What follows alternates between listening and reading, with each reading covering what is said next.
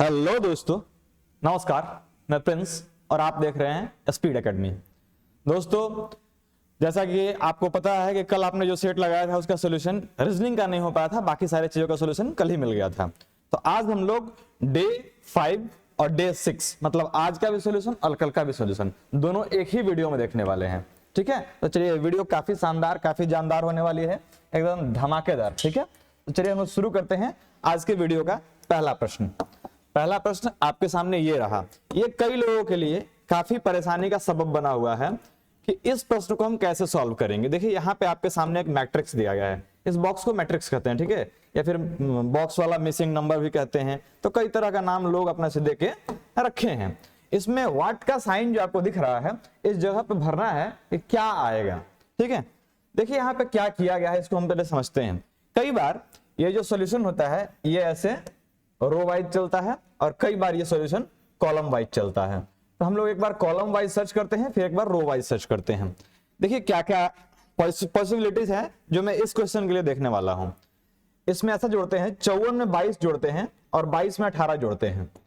54 plus 22 plus 18 कितना हो जाएगा? 8 2 10 4 14 2 1 3 5 3 8 84 ये हो जाएगा ना। -11 करते हैं, कितना आ जाएगा? -11 जैसे हम करेंगे इसमें से 54 22 18 को हमने जोड़ लिया, कितना आया आपका? 84 नहीं, 5 2 7 1 8 1 9 94 हो जाएगा ना। Sorry, equal to 94। 94 में से 11 घटाते हैं, ये आ जाएगा 83। अच्छा, अगले वाले में देखते हैं क्या सेम चीज को फॉलो कर रहा है। 16 में 35 को जोड़िए, कितना हो जाएगा? 16 प्लस 35 प्लस 49 कितना आ जाएगा? 9 5 14 14 और 6 20 20 के लिए 0 2 4 2 6 3 9 1 10 ये हो गया 100। और 100 में से हम क्या घटाएंगे? ये वाला 17। तो 17 जब घटाएंगे तो ये भी मिलेगा हमें 83। अल्टीमेटली हमें पता चल रहा है कि हमको भी इस वाला जो ये जो कॉलम दिख रहा है इसमें भी हमें 83 लाना होगा। उसके लिए हम क्या क्या हथकंडे अपनाएंगे। तो पहले 54 में 30 जोड़े, कितना हो जाएगा? 84। अच्छा, 84 जो हुआ इसमें 16 जोड़िए, इसमें 16 जोड़ेंगे तो हो जाएगा 100। और 100 में से कितना घटाएंगे तो ये काम हमारा बन जाएगा।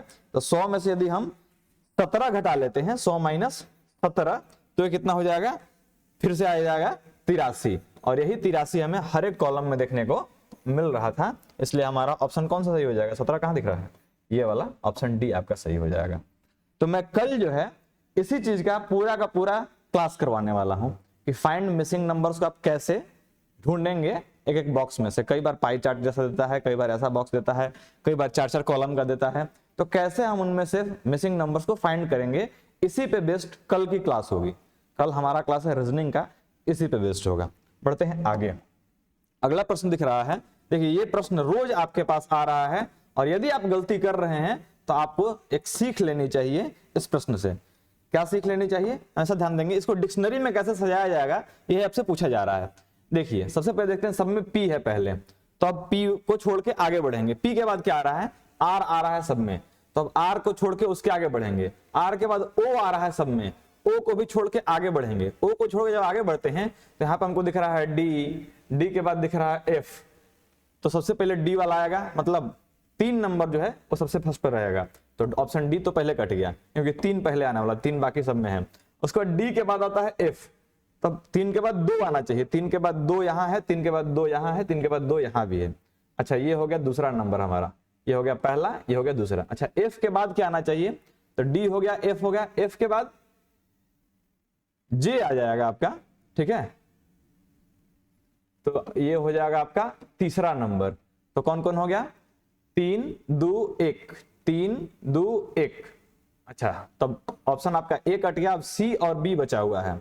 आगे देखते हैं, ये 3 हो गया, जे आ गया, जे के बाद क्या आ जाएगा? जे के बाद एन आएगा, यानी कि 4 आएगा। और 4 किस में है? 1 के बाद 4, ये आपको बी में दिख रहा है, यही आपका सही ऑप्शन हो जाएगा। इस तरह से डिक्शनरी में हम वर्ड्स को खोजते हैं, ये आपको आना चाहिए समझ में। ये रोज पूछा जा रहा है और आप यदि गलती कर रहे हैं तो आपके पास दिक्कत है। प्रश्न में ये जो मतलब समाकलन है, इसके बाईं ओर के शब्दों में एक निश्चित संबंध दिया गया है। ये हमने पहला दिन जो क्लास कराया था एनालॉजी का, उसी का प्रश्न है। तो आपको बताना है कि इसमें क्या संबंध होगा। देखिए टी से बढ़ रहा है x, T U V W x plus 4 हो रहा है। एस से बढ़ रहा है डब्ल्यू, एस से डब्ल्यू जब आते हैं तो S T U V W फिर से प्लस 4, यानी कि सब में प्लस 4 ऐसे होते जा रहा है। तो यहां से बढ़ाते हैं, ई में जब प्लस 4 करते हैं तो कितना आ जाएगा, E F G H I, आई यहां पे आना चाहिए फर्स्ट में। अच्छा सी से 4 बढ़ाते हैं, C D E F G, पहले में आई और लास्ट में जी। हम बीच वाला दो को नहीं किए, काहे नहीं किए, बीच वाले दो को करेंगे तो फिर सब में हमको दिख ही रहा है, तो लास्ट वाला को सीधे करके चेक कर लेते हैं। आई से शुरुआत लास्ट में जी, देखिए आई से शुरुआत लास्ट में जी, केवल ऑप्शन डी में दिख रहा है, ये आपका सही हो जाएगा। कई लोगों को हम देख रहे हैं कि लगातार पूरा कॉपी पे ए बी सी डी पूरा एकदम 26 को लिख लें, ऐसे मत कीजिए आप लोग, ऐसा करने से आपका टाइम किल हो रहा है, इसको आप समझिए। और बाद में हमसे कहते हैं कि भैया नहीं हो रहा है, टाइम ज्यादा लग जा रहा है, तो टाइम ज्यादा तो लगेगा क्योंकि आपने ज्यादा लगाने का पूरा उपाय कर रखा है, ये मत कीजिए, आप उंगली पर जोड़ा कीजिए। यदि किसी सांकेतिक भाषा में 743 का अर्थ मैंगोज आर गुड, 657 का अर्थ इट गुड फूड और 934 का अर्थ होता है मैंगोज आर राइप, तो इसी भाषा में राइप के लिए कौन सा अंक प्रयुक्त किया गया है। तो चलिए हम लोग देखते हैं राइप के लिए कौन सा अंक प्रयुक्त किया गया है, कैसे इसको बनाते हैं, ध्यान रखिएगा। देखिए यहाँ पे है मैंगोज आर गुड, इसके लिए 7 4 3 आया है, मैंगोज आर गुड। अरे देखिए इसमें से तीन जो वर्ड्स हैं, या क्या ये जो वर्ड्स किसी दूसरे में मिल रहे हैं कि नहीं, तो मैंगोज आर गुड और यहाँ पे है इट गुड फूड, तो दोनों में गुड गुड मिल रहा है, गुड वर्ड जो है ये दोनों में मिल रहा है, तो दोनों में क्या कोई नंबर कॉमन मिल रहा है, तो आप सीधे कहें कि हाँ एक नंबर कॉमन मिल रहा है, 7, 7 यहां भी है और 7 यहां भी है, इसका मतलब गुड के लिए कोड क्या आ गया, गुड के लिए कोड आ गया 7।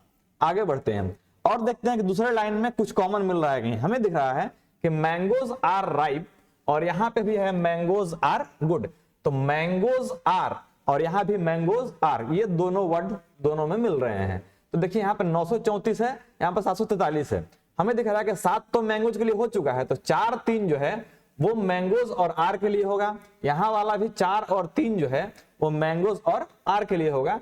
तो यहां जो 9 आपका बच जा रहा है, कौन सा नंबर बच रहा है, 9 जो ये बच जा रहा है यही होगा किसके लिए, राइप के लिए, और ये आपका ऑप्शन यहाँ पे ए सही हो जाएगा। इस तरह से हम इसको निकालते हैं, आप हमेशा ध्यान रखेंगे। बढ़ते हैं आगे। निम्नलिखित आकृति में कौन सी आकृति मेज कुर्सी और फर्नीचर के बीच संबंध है। देखिए मेज और कुर्सी जो है ये दोनों फर्नीचर के अंदर आता है, फर्नीचर जैसे ही कहते हैं इसका मतलब होता है कि मेज कुर्सी टेबल डेस्क अलमीरा ये सब उसके अंदर आता है, फर्नीचर के अंदर। तो फर्नीचर एक हो जाएगा, इसके अंदर आपका मेज और ये कुर्सी, ऑप्शन बी आपका सही हो जाएगा। मेज को कुर्सी के साथ मिला नहीं सकते हैं, तो ये गलत है, ये गलत है, सब गलत है, ये वाला सही है, फर्नीचर के अंदर मेज और कुर्सी। अगला प्रश्न, ए ई से तेज दौड़ता है किंतु डी जितना तेज नहीं। देखिए इसको कैसे बनाएंगे, ए जो है वो ई से तेज दौड़ता है, यानी कि ए ज्यादा बड़ा, मतलब ए ज्यादा तेज है किससे, ई से, इसको ऐसे लिख लेंगे, ए ई से तेज दौड़ता है किंतु डी जितना नहीं, यानी कि डी जो है वो ए से भी तेज दौड़ता है। देखिए तेज सबसे तेज कौन हो गया, डी अभी, उसके बाद ए तब ई। अगला लाइन, डी सी से तेज दौड़ता है, डी किससे तेज दौड़ता है, तो डी जो है वो सी से तेज दौड़ता है, डी बड़ा हो गया सी छोटा हो गया, डी सी से तेज दौड़ता है किंतु बी जितना तेज नहीं, लेकिन बी जो है वो सबसे तेज दौड़ता है। तो आपको एक चीज यहां से दिख रहा होगा साफ साफ कि डी से बड़ा बी हो जा रहा है, यानी कि बी फर्स्ट पोजीशन पे आ जाएगा, उसके बाद डी आएगा। अब आपसे पूछता है कि इनमें सबसे तेज कौन दौड़ रहा है, तो सबसे तेज यहाँ पे बी दौड़ रहा है, और यही आपका आंसर हो जाएगा ऑप्शन आपका बी, जिसमें बी दिख रहा है।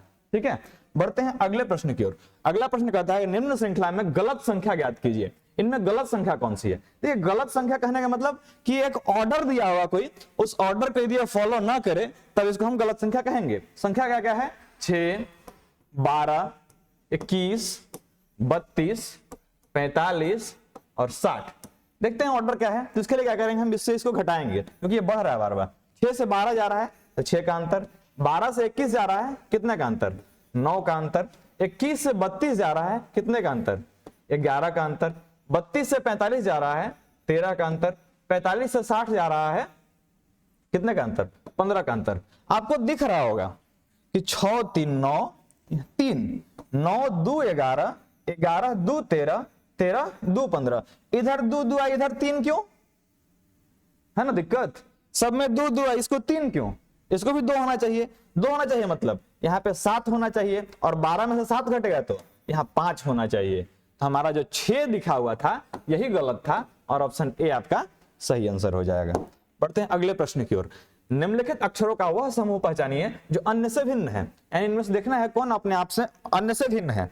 देखिए आज से 2-3 साल पहले जो एग्जाम्स हो रहे थे उनमें एक काम किया जा रहा था कि उनमें वॉवेल और कॉन्सोनेंट से भी इस तरह के प्रश्न को हल किया जा रहा था, ठीक है, कि एक में वॉवेल नहीं है तो सीधा सही हो जाएगा। तो यहाँ पे उस प्रक्रिया को नहीं अपनाया, इसलिए हमने कई बार आपको बताया है कि रीजनिंग के कुछ ऐसे क्वेश्चंस होते हैं जिनके आंसर आपको लगेगा कि सही हमने लगाया है, लेकिन वो हो सकता है कि एग्जामिनर जो है वो किसी अलग माइंडसेट से उस प्रश्न को दिया है। तो यदि आप उसके माइंडसेट को सोच पाए तब आपने सही कर दिया, वरना वो प्रश्न गलत हो जाएगा। जैसे कुछ कॉमन लोग जो होंगे वो तुरंत आंसर मारेंगे कि देखिए इस सब में कॉन्सोनेंट है, इस सब में कॉन्सोनेंट है, इस सब में केवल कॉन्सोनेंट है, यहाँ पे ए जो आ रहा है वॉवेल है, ऑप्शन बी आपका सही हो जाएगा।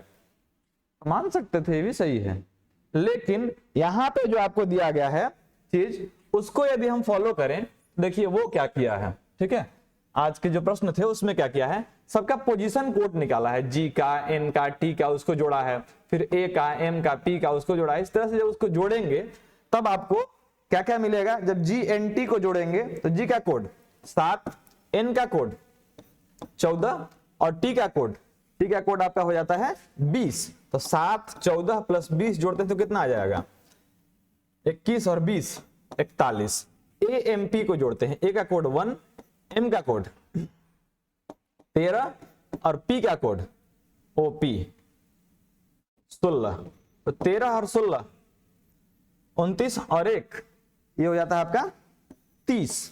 और इधर है डीजेपी, तो डी का कोड 4, जे का कोड 10 और पी का कोड 16। 16 और 4 20 10 30, यानी कि सबको जोड़ेंगे तो 30 आएगा, लेकिन ये जो जी एन टी था ये अकेले 41 बना रहा था। तो ऑप्शन यहाँ पे जी एन टी वाला जो है, यानी कि ऑप्शन ए जो है वो सही हो रहा है, ठीक है। तो हमने आपको 2 लॉजिक्स बताए, किस किस लॉजिक को कहां पे फॉलो कराया जाएगा। तो वो जो पहला लॉजिक हमने बताया था वॉवेल कॉन्सोनेंट वाला, वो थोड़ा सा आउटडेटेड हो चुका। आउटडेटेड मतलब अब उस लॉजिक को उठा के टीसीएस क्वेश्चंस नहीं कर रहा है, अब इस क्वेश्चन को मतलब इस लॉजिक को उठा के टीसीएस क्वेश्चन कर रहा है, ठीक है। बीच बीच में हमें देखना पड़ता है कि वीडियो रिकॉर्ड हो रहा है कि नहीं। कल आपको वीडियो जानते हैं क्यों नहीं मिला, क्योंकि मैंने पूरा का पूरा सेशन पढ़ा दिया और अंत में पता चला कि वीडियो सेव ही नहीं हुआ। दिमाग एकदम झल्ला गया कि 1 घंटा मेहनत किए और वीडियो सेव ही नहीं हुआ। बार बार मुड़ के देखते हैं कि सेव हुआ कि नहीं, क्योंकि कोई है नहीं, अकेले देख रहे हैं बस। दिया गया समस्या चित्र तो उत्तर चित्र में निहित है, उत्तर चित्र की पहचान करें। अच्छा, अगला पेज में होगा। देखिए यहाँ पे क्या है कि ये जो आपको दिया गया है लाइन, इसको मैं बीच में लाता हूं, ठीक है, तब मजा आएगा देखने में आपको, ठीक है। चलिए, कह रहा है यहाँ पे एक फिगर दिया गया है, ये वाला ध्यान रखिएगा, ये एक फिगर है, ये वाला किसमें निहित है, मतलब इनमें से किसमें आएगा। देखिए आपको एक चीज यहां से दिख रहा होगा कि एकदम सीधा लाइन आ रहा है और ये एकदम सीधा लाइन आ रहा है, मतलब जो वृत्त का लाइन होगा 2 गो इधर से सीधा वृत्त होगा और 2 गो इधर से सीधा वृत्त होगा। तो देखिए यहाँ पे 2 वृत्त तो सीधा है, लेकिन इधर एक ही वृत्त सीधा है, ये वाला कट गया। इधर देखते हैं, इधर 2 वृत्त सीधा है, इधर 2 वृत्त सीधा है, लेकिन देखिए आपको एक वृत्त ऊपर दिख रहा होगा, उसके बाद नीचे वाला, उससे नीचे और नीचे कुछ नहीं, लेकिन ये सबसे नीचे वाला वृत्त है, इसलिए ये वाला कट गया। इधर देखते हैं 2 गो इधर से एक ही दिख रहा है, इधर से 2 गो दिख रहा है, ये वाला कट गया, यानी ऑप्शन आपका सी सही हो जाएगा। तो इस तरह से आप इसको निकाल सकते थे, ठीक है। ऐसे देखिएगा तो समझ ही नहीं आएगा कहां से हो रहा है। देखिए सीधा लाइन से आ रहा है, इधर भी सीधा लाइन से, इधर मिलाएंगे तो आपको क्लियर चीजें दिखाई देंगी। तो थोड़ा सा देखने का नजरिया जो है वो आपको बदलना होगा, और इसको आप बेहतर बदलना जानते हैं, ठीक है। आपसे अच्छा आपके नजरिया को कोई नहीं जानता है। बढ़ते हैं अगले प्रश्न की ओर। अगला प्रश्न भी उसी तरह का है, कुछ खास, कुछ अहम ये किरदार निभाएगा आपके मेरिट को बनाने में। कह रहा है कि ये जो प्रश्न आकृति है ये इसमें क्या जाके भरेगा, अगले वाले में क्या जाके भरेगा। देखिए कुछ यहाँ पे मतलब ऑर्डर है जो फॉलो किए जा रहे हैं। कैसे कैसे, ये बीच वाला हर जगह कॉमन है, मतलब यहाँ पे भी बीच वाला आएगा, भरा हुआ बॉक्स आएगा, यहाँ निश्चित हो गया। अगले में देखते हैं, ये ऊपर और ये नीचे, ये ऊपर ये नीचे, ये सब में फॉलो कर रहा है, ऊपर नीचे ऊपर नीचे ऊपर नीचे, मतलब इसमें भी ऊपर और नीचे होगा। तो एक ऊपर एक नीचे, इसमें दोनों ऊपर ये गलत, इसमें ऊपर और नीचे ये वाला भी बच रहा है, और इसमें एक और नीचे दूसरा भी नीचे, तो ये वाला कट गया। मतलब ए और सी में से कोई एक हो सकता है अभी। ठीक है, अब देखते हैं ये क्या हो रहा है। ये वाला बॉक्स दोनों आगे फिर दोनों अपोजिट, दोनों आगे फिर दोनों इधर उल्टा हुआ। अब की बार क्या होगा, देखिए इधर दोनों एक तरफ जा रहा था, फिर इधर ठीक उसके उल्टा होकर एक तरफ जाने लगा, फिर इधर जा रहा था, फिर इधर आने लगा, फिर इस बार इधर जाएगा, फिर इस बार दोनों इधर जाएगा। इसलिए ऑप्शन ए जो होगा वो सही हो जाएगा, क्योंकि इसमें देखिए कंट्रोवर्सी हो जा रहा था, दोनों एक दूसरे का एरो में बना रहा था, इसलिए वाला गलत हो जाएगा। ऑप्शन ए आपका सही हो जाएगा। बढ़ते हैं अगले प्रश्न की ओर। दिए गए चित्र का सही प्रतिबिंब निम्नलिखित में से कौन सा होगा। ठीक है, इसे प्रतिबिंब बताना है आपको मिरर वाला। तो मिरर वाले प्रतिबिंब के लिए क्या करना होगा, यहाँ पे मिरर रख दीजिए, यहाँ पे मिरर रखिए, तो क्या होगा, सारी चीजें जो हैं वो पार्श्व परिवर्तन हो जाएंगे, मतलब दाहिना बायां और बायां दाहिना हो जाएगा। तो यहां से उल्टा होगा, तो ये वाला एल इधर, ये वाला ए इधर, और सब आपस में घूम जाएगा। देखिए अब ये जो एल है ये ऊपर तरफ नहीं चल जाएगा, ये तो गलत हो गया, ये इधर ही रहेगा, नीचे तरफ ही रहेगा, लेकिन उल्टा घूम जाएगा। ये तो सही लिखा हुआ है, मतलब सीधा ही लिखा हुआ है, तो ये भी कट गया। इसमें आते हैं ये ऊपर तरफ है, वो नीचे तरफ हो गया, ये गलत हो गया। ऑप्शन सी आपका बिल्कुल सही आंसर हो जाएगा। पढ़ते हैं अगले प्रश्न की ओर। निम्नलिखित में कौन अलग है, गेंद को छीनने की कला, छापामार, गेंदबाज और प्रतिरक्षक। तो देखिए बात यहां पे क्या है कि गेंद को छीनने की कला, छापामार, प्रतिरक्षक, ये सब खेलों के बीच आने वाले टर्म्स हैं। ठीक है, जैसे गुगली, कवर ड्राइव, कैच, ये सब खेलों के बीच में आने वाले टर्म्स हैं। लेकिन गेंदबाज अपने आप में एक इंसान होता है, जो बॉलिंग कर रहा है उसको गेंदबाज कहते हैं, वो इंसान होता है। ठीक है, वो टर्म नहीं है, वो एक इंसान वहां पे काम कर रहा है।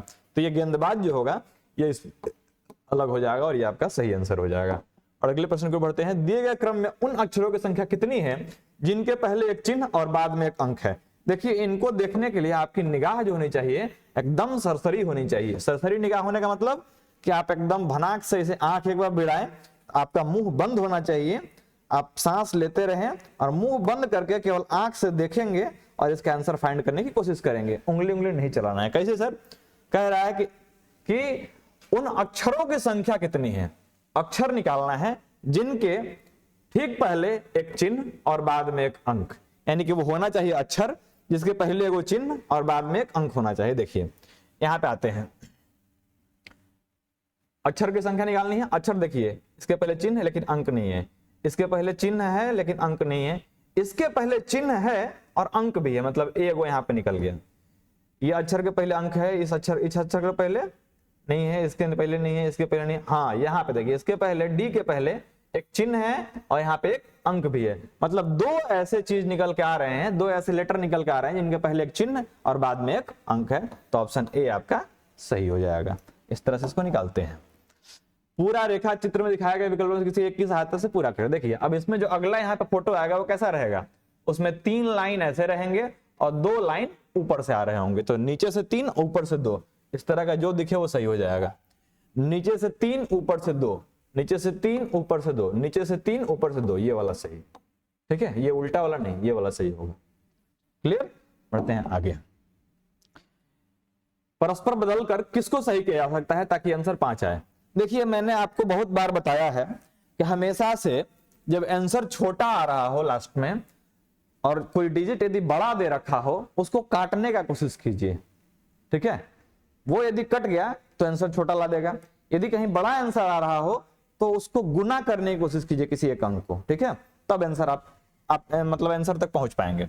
यहाँ पे 74 हमको बहुत बड़ा अंक दिख रहा है, ये कहीं माइनस और कहीं प्लस होगा तो बहुत बड़ा मतलब डिफरेंस पैदा करेगा। हमें इसको हटाने की कोशिश करनी होगी, मतलब प्लस वाला चिन्ह जहां दिया होगा उसको चेंज कहीं ना कहीं से करना होगा।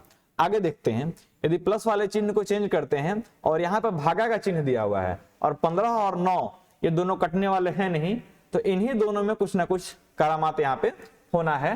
तो हम ऐसा करते हैं, प्लस और गुना के प्लस और भागा का जो चिन्ह है इसको आपस में इंटरचेंज कर देते हैं। मतलब यहाँ पे कर देते हैं प्लस और यहाँ पे कर देते हैं भागा।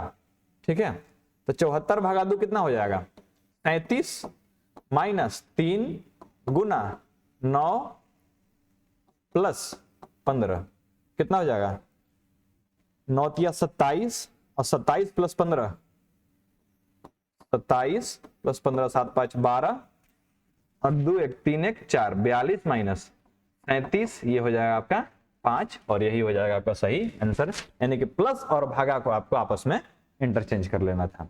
अब कहें कि इतना जल्दी कैसे सोच लिए? सोचे इस अर्थ पे कि यहाँ पे बहुत बड़ा हमको नंबर एक दिख रहा था और आंसर हमको छोटा दिख रहा था, मतलब कहीं ना कहीं इस नंबर को हमें हटाना बहुत जरूरी था। और हटाने के लिए एक ही काम कर सकते हैं कि भागा जब दे दिया जाता है ना तो नंबर अपने आप में बहुत छोटा हो जाता है, इसलिए हमने भागा और प्लस वाले चिन्ह को एक साथ इंटरचेंज करने का कोशिश किया और उसने आंसर यहाँ पे दे दिया। पढ़ते हैं अगले प्रश्न की ओर। 6 लड़कियां एक गोल घेरे में केंद्र की ओर मुंह किए बैठी है।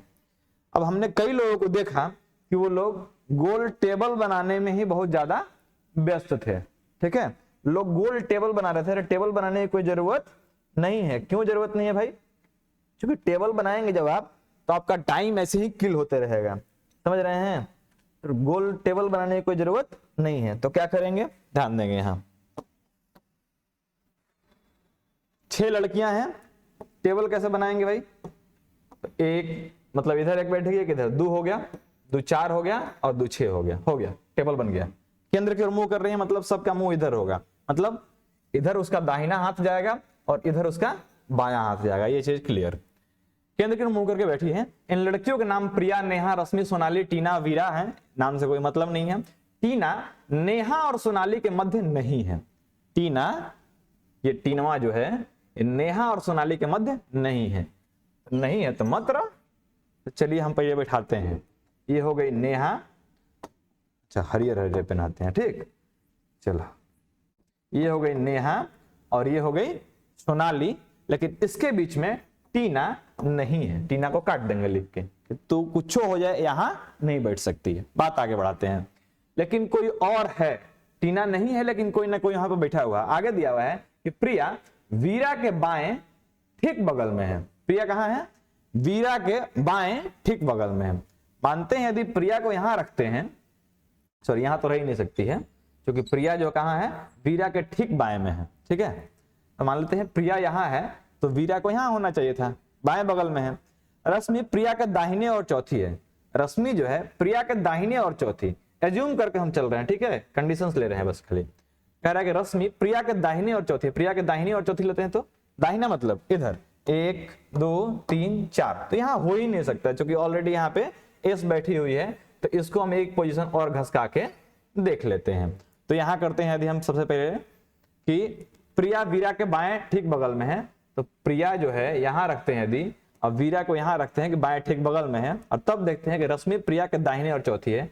प्रिया के दाहिने और चौथी, तो 1 2 3 4 यहाँ पे आ जाएगी रश्मि, क्योंकि यहाँ पे टीना तो हो नहीं सकती है। तो टीना के लिए एक ही जगह बचता है यहाँ पे। ये पूरा का पूरा हमने 6 लोगों को बैठाने का क्रम पूरा कर लिया। अब पूछ रहा है कि टीना किस स्थान पर बैठी है। तो टीनवा दिख रही है कि वीना और नेहा के बीच में बैठी है। तो कह रहा है कि नेहा के ठीक दाएं है, नेहा के ठीक दाएं नहीं है, तो बाएं है, ये गलत हो गया। नेहा और रश्मि के मध्य है, नेहा और रश्मि के मध्य तो नहीं है, ये भी कट गया। प्रिया के बाएं दूसरी है, प्रिया के बाएं नहीं है तो दाहिने हैं। वीरा के ठीक दाएं हैं, वीरा के ठीक दाएं हैं। ऑप्शन डी आपका क्लियर क्लियर सही होता है। तो इस तरह से आपको लोगों को बैठाना है। क्लियर, बढ़ते हैं आगे। इन स्थानों पर क्रमिक रूप से रखे जाने पर श्रृंखला को कौन पूरा करेगा, ये आपको देखना है। ठीक है, देखिए यहां पर कितने लेटर थे, सबसे पहले इसको काउंट करते हैं। 1 2 3 4 5 6 7 8 9 10 11 12 13 14 15 16 17 18 19 20 20 लेटर का है। इसको हम यदि 4-4 पार्ट में तोड़ें तो मजा आएगा। ठीक, इस तरह से तोड़ लेते हैं। 1 1 2 3 4, ठीक है, ऐसे, फिर 1 2 3 4 ऐसे, 1 2 3 4 ऐसे, 1 2 3 4 ऐसे तोड़ लिए। हमको मिल रहा है क्या क्या, के खाली स्थान n, अगले में मिल रहा है हमको l खाली स्थान n k, अगले में मिल रहा है खाली स्थान n खाली स्थान l, अगला मिल रहा हमारा n के खाली स्थान m। हम देख पा रहे हैं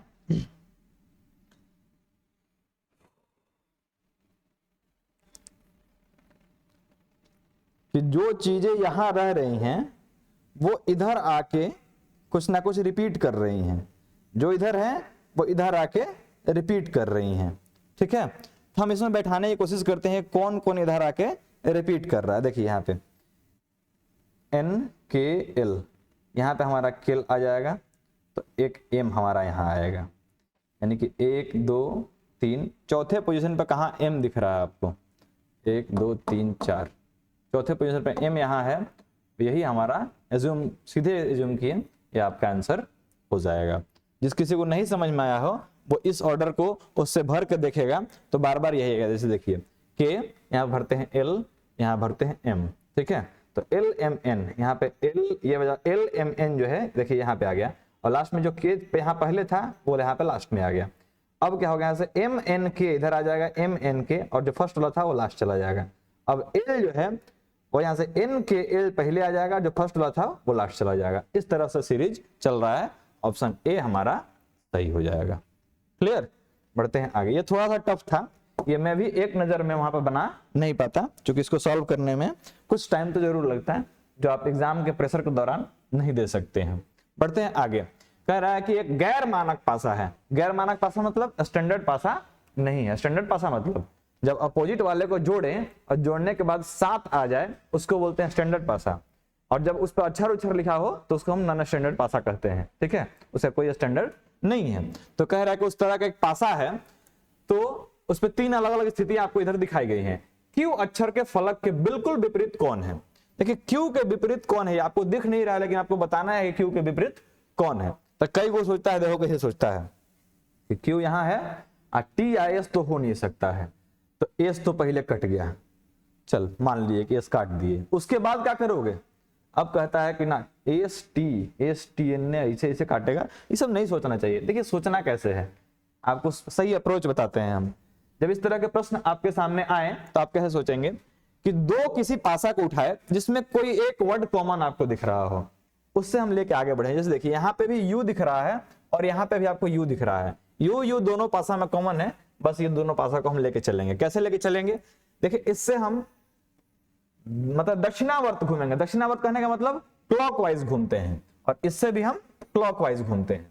तो U पहले आएगा, U के बाद T और T के बाद R, ऐसे घूमेंगे तो ऐसे नहीं आएगा U T R, फिर इससे घूमते हैं। सबसे पहले आता है U के बाद P, और P के बाद इधर जाएंगे तो S आएगा।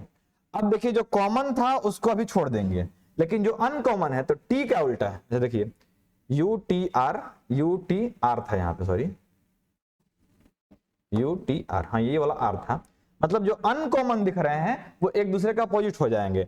मतलब सर मतलब ये हुआ कि T का अपोजिट क्या हो जाएगा, T का अपोजिट P, R का अपोजिट S, और जो बच गया वो हो जाता है U का अपोजिट। तो बचा कौन, Q बच गया, और यही हो जाएगा U का अपोजिट। मतलब ऑप्शन बी जो है वो आपका बिल्कुल सही आंसर होने वाला है। ऑप्शन बी कौन हो जाएगा, Q का अपोजिट, Q का अपोजिट U हो जाएगा। कैसे निकाला हमने, आपने देखा, क्लॉकवाइज जो अक्षर कॉमन है उनको क्लॉकवाइज घुमा देंगे, वहां से इसका आंसर फाइंड आउट कर लेंगे।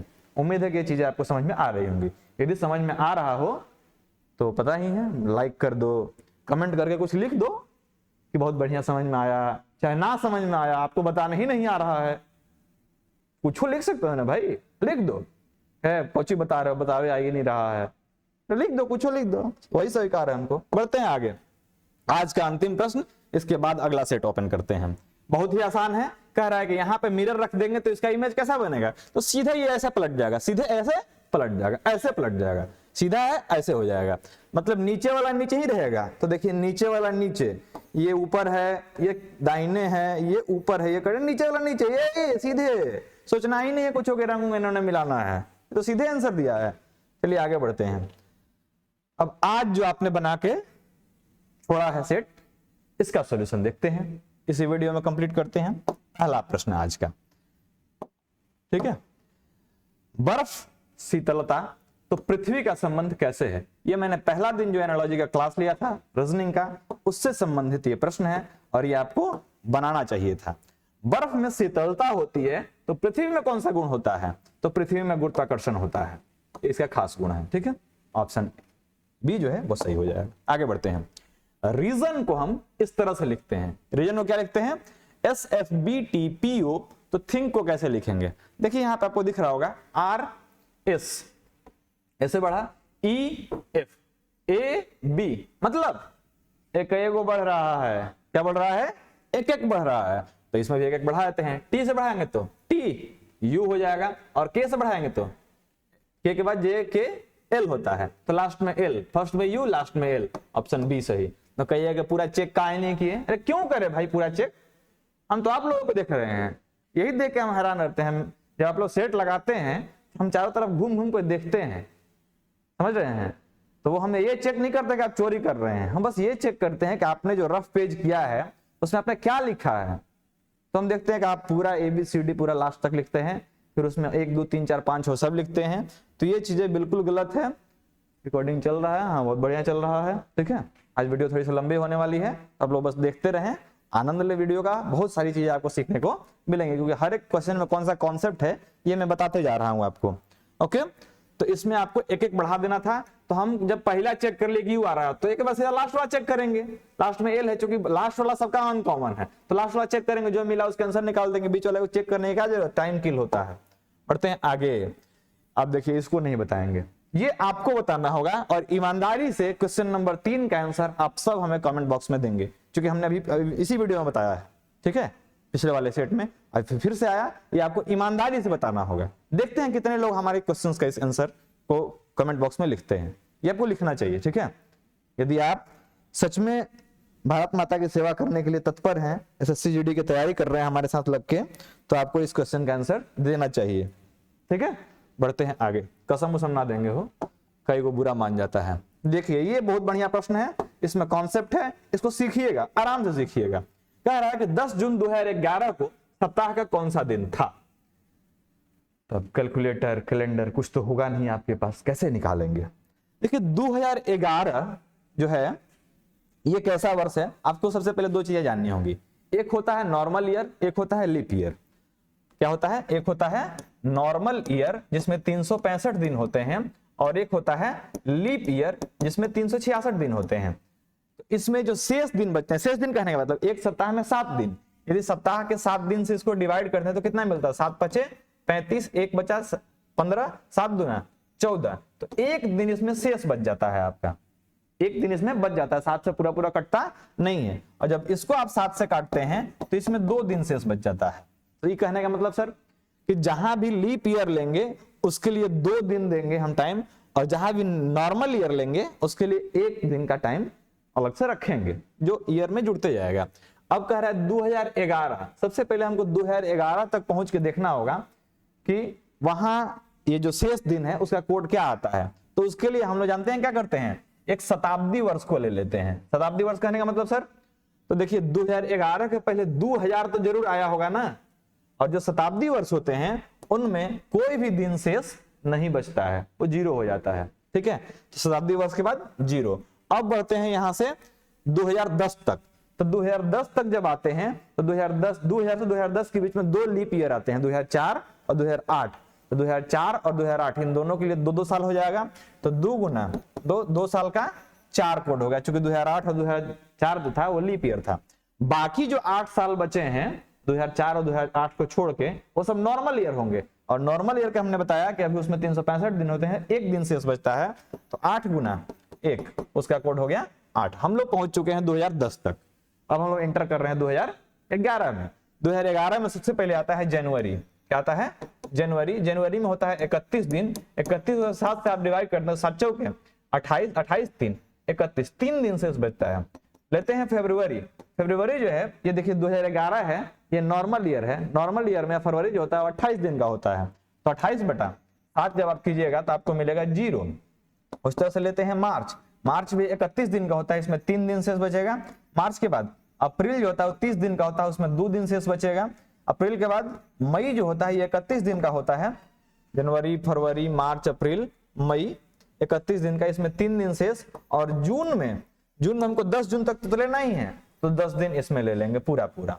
अब इन सारे शेष नंबर्स को आपस में जोड़ेंगे, क्या क्या हो जाएगा? 8 4 12, 12 3 15, 15 3 18, 18 2 20, 20 3 23, 23 10 33।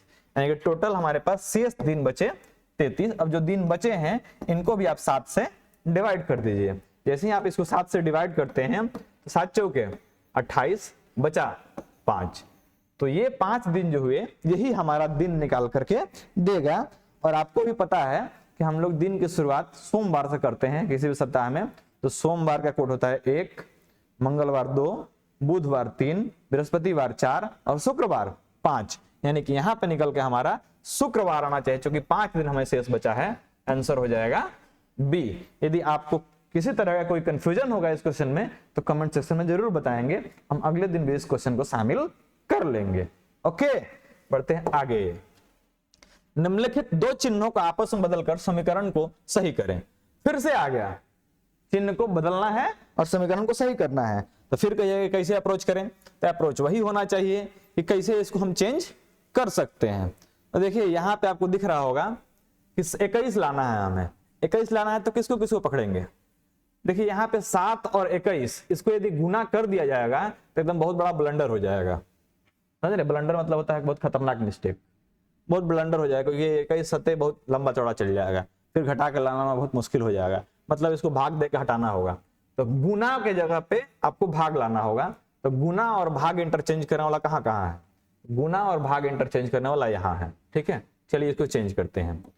16 + 4 गुना 2 माइनस 21 भागा 7। अब चेक करते हैं, 7 तिया 21 3, और इधर लाते हैं तो 4 दूना 8, 16 और 8 24, 24 माइनस 3 ये होता है 21, और यही आपका ऑप्शन डी सही होता है।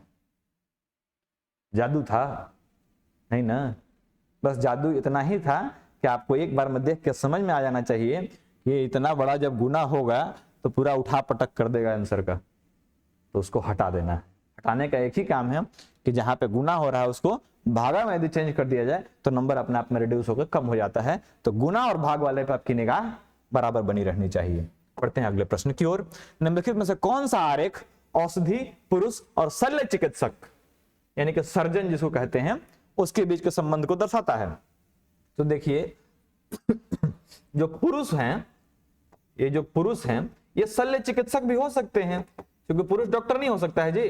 तो पुरुष में कुछ पुरुष शल्य चिकित्सक हो सकते हैं, और औषधि अपने आप में सबसे अलग होगी, क्योंकि औषधि का इन दोनों से कोई मतलब है नहीं।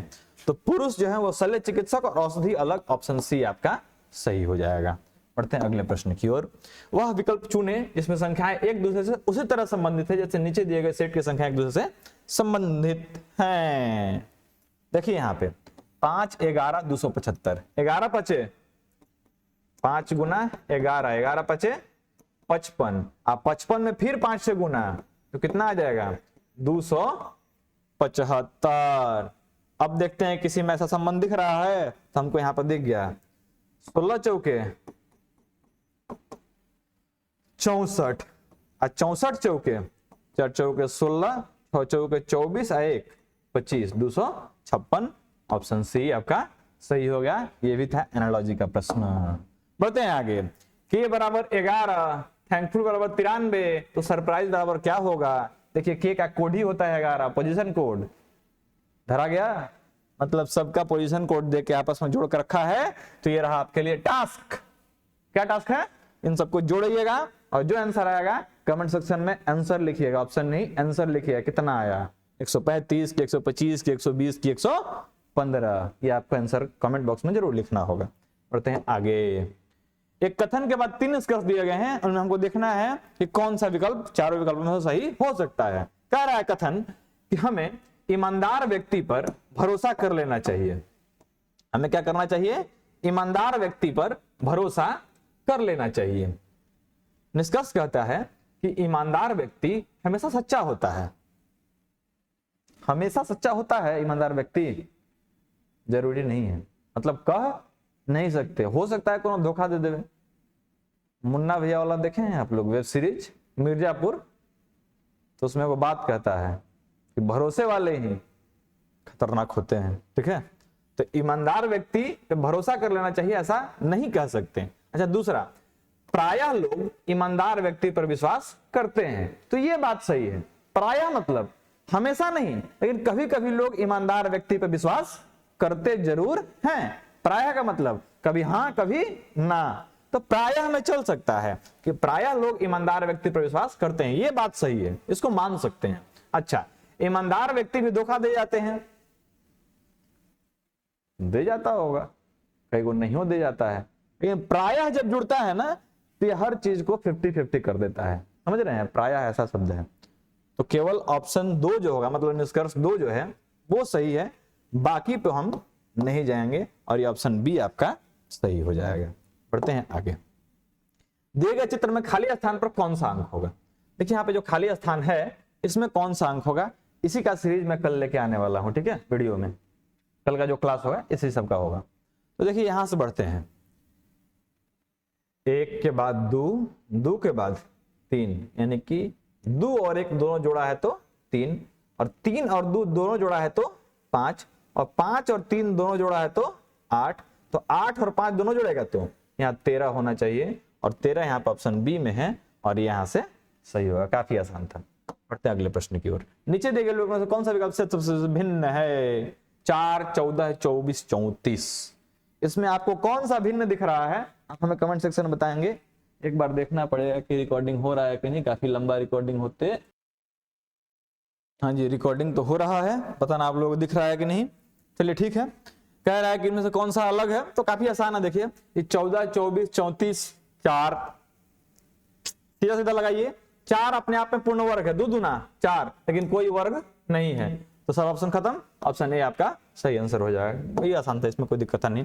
अगला देखते हैं, यहाँ पे मिरर रख दिए तो इसका फोटो कैसा बनेगा? ये जस्ट ऐसे उलट जाएगा, ऐसे उलट जाएगा, ऐसे उल्टेगा तो ये गमला गमला ही रहेगा। लेकिन ये देखिए यहाँ पे बड़ा पत्ता है, थोड़ा सा फिगर को मैं बड़ा करता हूँ ताकि आपको एकदम शानदार, जानदार, जबरदस्त, जिंदाबाद सब दिखे। तो गमला को मैंने बड़ा कर दिया। गमला जैसे ही बड़ा करते हैं तो आपको दिख रहा होगा कि ये पत्ती बड़ा है और इधर वाला पत्ती छोटा है, इधर वाला पत्ती बड़ा और इधर वाला पत्ती छोटा। लेकिन जब पलटेगा ना तो इधर अब बड़ा दिखेगा और इधर छोटा दिखेगा।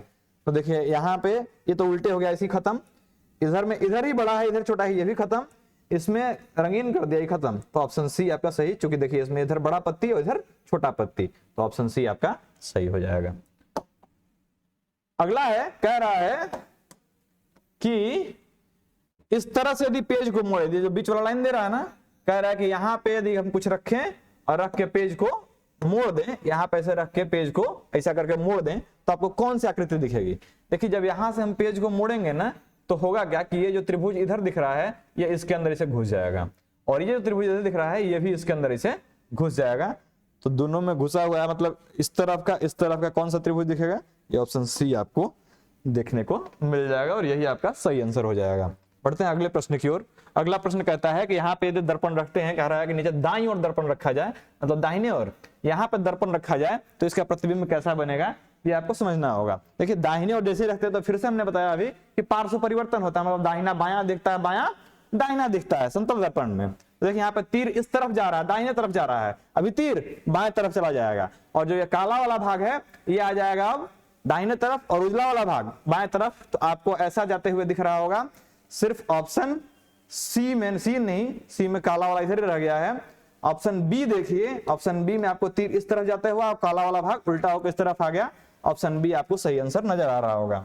बढ़ते हैं क्वेश्चन नंबर 15 की ओर। 6 व्यक्ति हैं जो वृत्ताकार पथ पर बैठे हुए हैं। देखिए आज हमने देखा सेट लगाते समय बहुत सारे लोगों को कि लोग टेबल बनाने में लगे हुए हैं। टेबल नहीं बनाना है, देखिए कैसे टेबल बनेगा।